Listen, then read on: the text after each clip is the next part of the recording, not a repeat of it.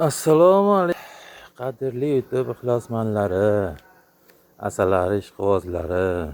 Men sizlarga hozir Adnaramishni urchib ona oladigan nimamni ko'rsataman.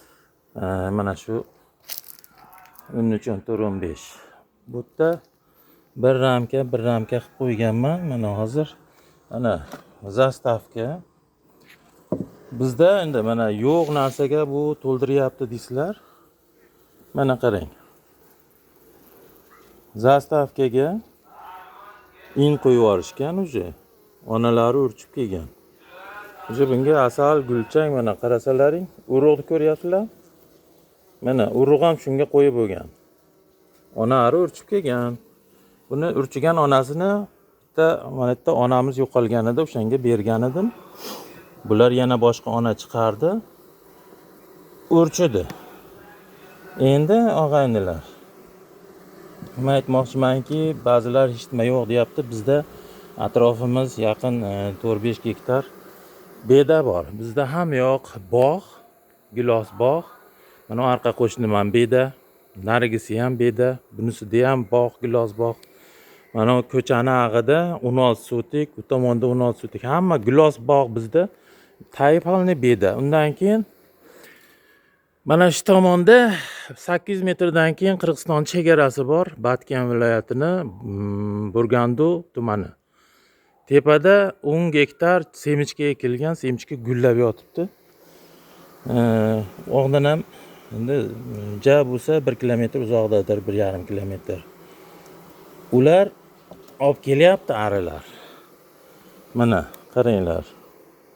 Bu bitta ramkali ari, mana boshqa ramka yo'q bu yerda. Mana bag'ini ham ko'ringlar.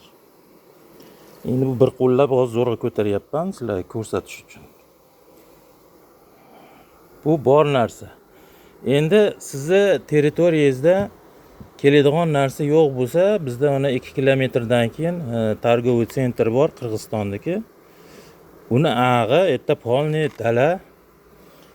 Uni ag'ida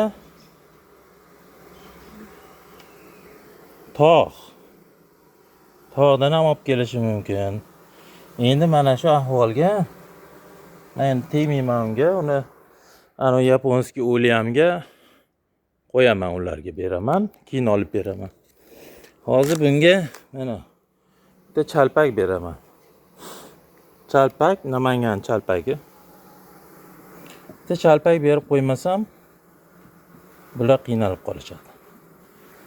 Ana. Endi buni bundoq qilib qo'yaman.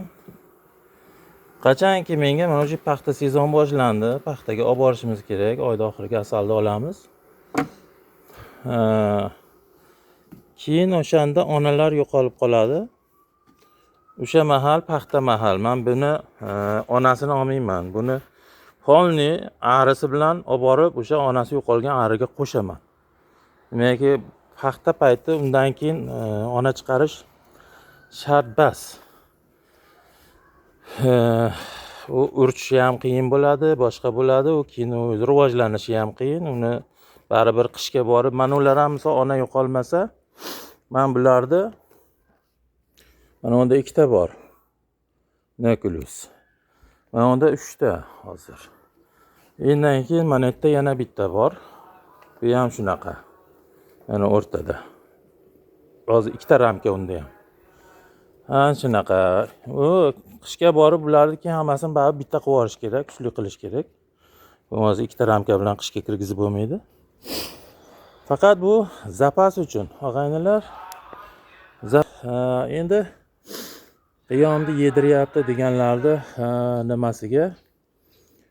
Meni ustozim aytganki, bitta ramkenga cherezdan yoki 3 kunda bir o'sha misol aytaylik, qalampir qo'shib beramiz, uksus qo'shib beramiz, o'zini vitaminlar qo'shib beramiz.